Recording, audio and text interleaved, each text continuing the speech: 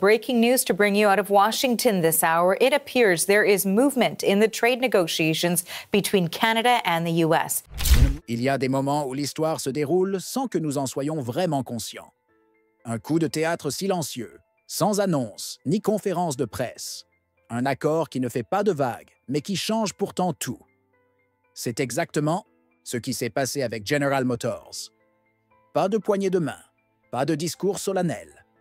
Aucun président ou dirigeant en vue. Rien de tout cela. Au lieu de cela, une simple signature entre le géant automobile américain et le Canada, un acte qui a redirigé des milliards de dollars, des milliers d'emplois et l'avenir de l'industrie automobile, tout droit vers le nord, vers le Canada. Cet accord n'était pas une expansion, ni une fusion. C'était bien plus que cela. Un exode silencieux. L'ampleur du mouvement, personne n'en parle. Les gros titres des États-Unis sont dominés par les guerres commerciales, les discours politiques et les discussions sans fin. Mais pendant ce temps, derrière les portes closes, General Motors réalisait un virage stratégique majeur. Un virage qui allait affecter des millions de travailleurs américains, mais sans que le public n'en ait vent. Et ce qui est encore plus dérangeant, c'est que ce n'était pas une question de croissance, non. C'était une question d'évasion. Le géant de Détroit ne fuyait pas des problèmes. Il fuyait un environnement devenu trop incertain pour ses ambitions industrielles. Mais pourquoi n'avons-nous rien vu venir? Vous vous demandez peut-être pourquoi aucun avertissement n'a été donné.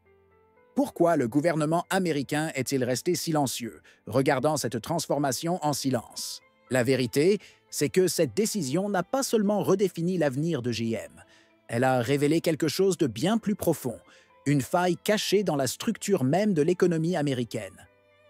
Parfois, le plus grand bouleversement arrive sans bruit. Et cela, mes amis, n'était que le début. Avant de continuer, une petite pause. Si ce que vous voyez vous intéresse, abonnez-vous à notre chaîne. Nous avons un objectif de 16 000 abonnés et votre soutien est essentiel pour y arriver. Cela ne prend qu'une seconde et ça nous aide énormément à produire plus de contenu comme celui-ci.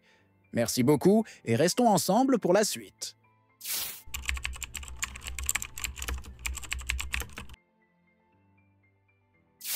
Imaginez un instant, des villes entières, construites autour d'une seule industrie, se retrouvent face à un vide béant.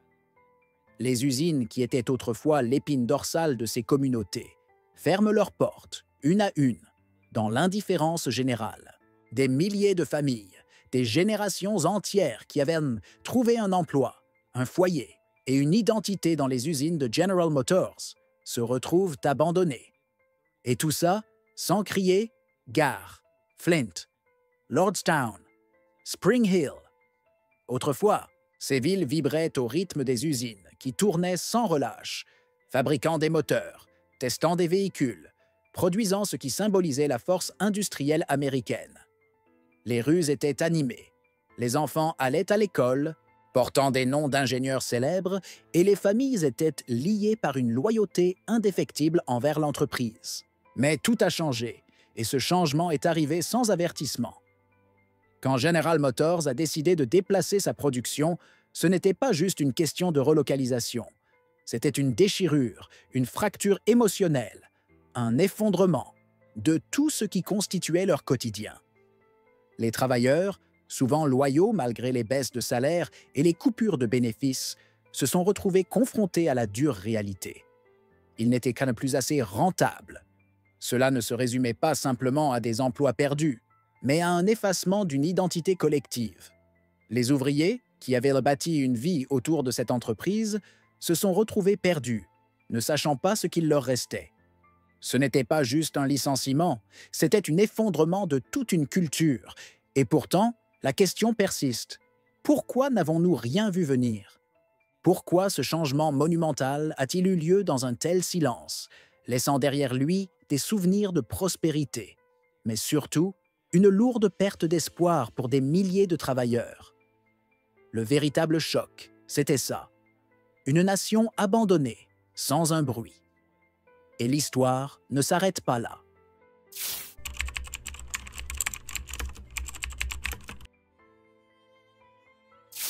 Comment une décision aussi importante a-t-elle pu passer inaperçue à Washington?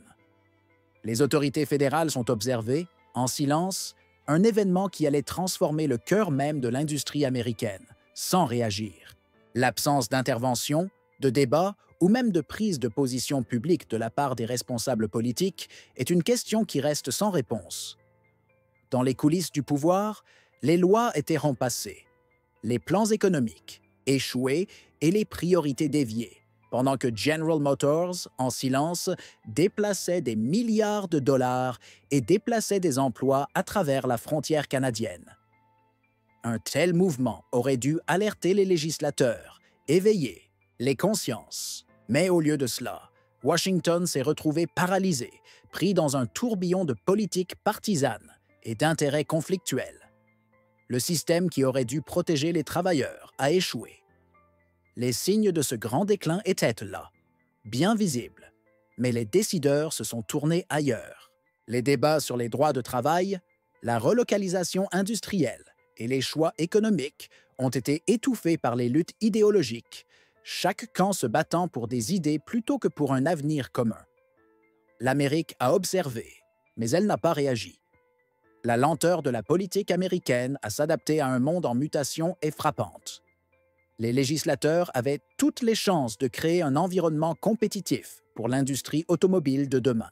Au lieu de cela, ils ont choisi les titres accrocheurs, les mesures à court terme et des solutions superficielles qui n'ont pas répondu aux besoins réels. La question demeure, pourquoi n'avons-nous pas vu d'action face à ce déclin?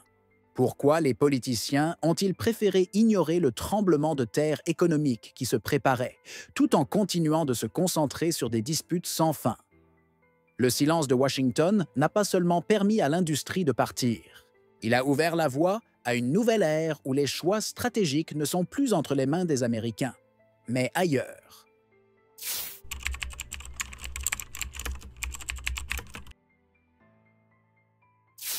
Tandis que les États-Unis se débattaient dans des débats interminables sur l'industrie automobile, le Canada, lui, avançait discrètement, mais efficacement. Là où Washington n'a cessé de tergiverser, Ottawa a pris des mesures concrètes. Le gouvernement canadien, avec ses provinces d'Ontario et du Québec, a su créer un environnement propice aux investissements, un lieu où les entreprises pouvaient s'implanter en toute sérénité, sans les aléas d'une politique intérieure fracturée. Les incitations fiscales, les garanties d'infrastructure et la stabilité politique ont fait du Canada un terrain de jeu irrésistible pour les grandes entreprises comme General Motors. Tandis que l'Amérique était divisée, le Canada a offert ce dont les entreprises avaient besoin, la prévisibilité. Là où les États-Unis peinaient à adopter des politiques claires, le Canada fournissait des réponses claires et efficaces aux besoins de l'industrie automobile. C'est ainsi que GM, poussé par une recherche de stabilité et de certitude, a choisi de déplacer sa production vers le nord. Ce n'était pas une simple relocalisation, c'était une décision stratégique, mûrement réfléchie, qui avait un seul objectif: s'assurer que l'entreprise puisse évoluer sans être freinée par l'incertitude politique des États-Unis. Le message était simple et puissant. Lorsque l'environnement d'affaires devient trop instable, même une entreprise aussi ancrée dans l'histoire américaine que General Motors choisira de partir. Et, dans ce cas, c'est le Canada qui a su offrir une voie d'évasion, un espace où l'industrie automobile pourrait prospérer à l'abri des turbulences. Mais ce choix n'a pas seulement été un coup porté à l'industrie américaine. Il a révélé un écart grandissant entre les opportunités offertes par le Canada et celles laissées sans réponse par les États-Unis. Ce n'était pas juste une fuite des capitaux, c'était un signal de plus sur l'état d'alerte des choix stratégiques du pays.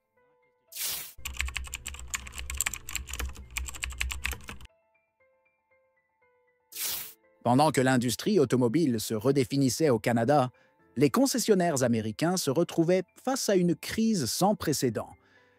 Les modèles ne sont plus arrivés. Les camions et SUV qui remplissaient autrefois les parkings étaient désormais absents. Les chiffres de livraison, qui étaient autrefois constants, ont chuté brutalement. Et ce qui était auparavant une simple rupture de stock est devenu une véritable catastrophe commerciale. Les concessionnaires, qui se sont longtemps appuyés sur la fidélité des clients et les promotions alléchantes, ont vu leurs relations avec les consommateurs se détériorer. Les clients, habitués à pouvoir choisir parmi une vaste gamme de véhicules et à négocier les prix, sont arrivés dans les showrooms seulement pour découvrir qu'il n'y avait rien à acheter. Pas de voiture, pas de délai clair, pas de rabais. Le rêve de posséder une voiture neuve s'éloignait à mesure que les stocks se réduisaient. Pire encore, les financements sont devenus de plus en plus difficiles à obtenir. General Motors, dans une tentative de limiter ses pertes, a restreint ses conditions de crédit, coupant ainsi l'accès des consommateurs aux prêts qu'ils avaient autrefois considérés comme acquis. Les remises de fidélité ont disparu, tout comme les options de financement à 0%. Un gouffre s'est ouvert entre la demande et l'offre, et les concessionnaires ont commencé à sentir la pression, beaucoup d'entre eux fermant leurs portes, incapables de faire face à la réalité de la situation. Et ce n'était pas seulement une question de produits manquants, il s'agissait d'une crise de confiance. Les clients se sentaient trahis par une marque à laquelle ils avaient accordé leur loyauté pendant des décennies. General Motors n'avait pas seulement réduit sa production, elle avait brisé l'un des éléments les plus cruciaux de son modèle économique, la relation avec le consommateur. Les concessionnaires se retrouvaient avec rien à vendre, rien à offrir et une clientèle de plus en plus déçue. Et dans le vide laissé par GM, d'autres marques, plus fiables, prenaient de l'ampleur.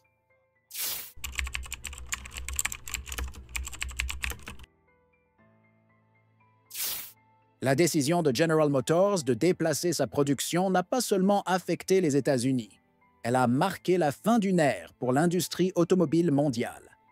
L'Amérique, qui autrefois incarnait l'épicentre de la fabrication automobile, s'est retrouvée marginalisée, alors que d'autres régions du monde prenaient les devants. Le centre de gravité de l'industrie s'est déplacé vers le Canada, l'Europe, la Corée du Sud et la Chine.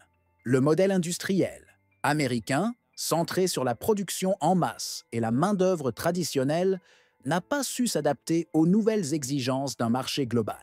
L'innovation, l'agilité et l'adoption de nouvelles technologies sont devenues des priorités, et ces régions ont su répondre à ces défis bien mieux que les États-Unis. Le Canada, par exemple, n'a pas simplement attiré les investissements en raison de ses incitations fiscales. Il a créé un environnement d'affaires stable et prévisible, loin des turbulences politiques que l'on retrouve à Washington. Tandis que les États-Unis se battaient sur des questions idéologiques et législatives, le Canada a offert des solutions concrètes et un soutien continu aux entreprises, rendant son territoire irrésistible pour les grands fabricants comme GM. La vérité est simple, le modèle industriel traditionnel, axé sur l'emploi et la production de masse, est désormais obsolète. Les nouvelles usines ne sont pas simplement des chaînes de montage, elles sont des centres de données où l'intelligence artificielle et l'automatisation dominent. La voiture de demain n'est plus seulement une machine à rouler. C'est une machine qui collecte des données, qui optimise les trajets, qui communique en temps réel avec son environnement. L'industrie automobile mondiale se réorganise sous nos yeux et les États-Unis, autrefois leaders, sont désormais une destination parmi d'autres dans cette nouvelle carte géographique de la production automobile. Le véritable défi pour l'Amérique ne réside pas seulement dans la perte de la fabrication de véhicules. Il réside dans le fait que son modèle économique tout entier est désormais en question. L'automobile, telle que nous la connaissions, est en train de disparaître. Et l'Amérique devra redéfinir sa place dans cette nouvelle ère, où les routes ne sont plus les seules choses à se transformer.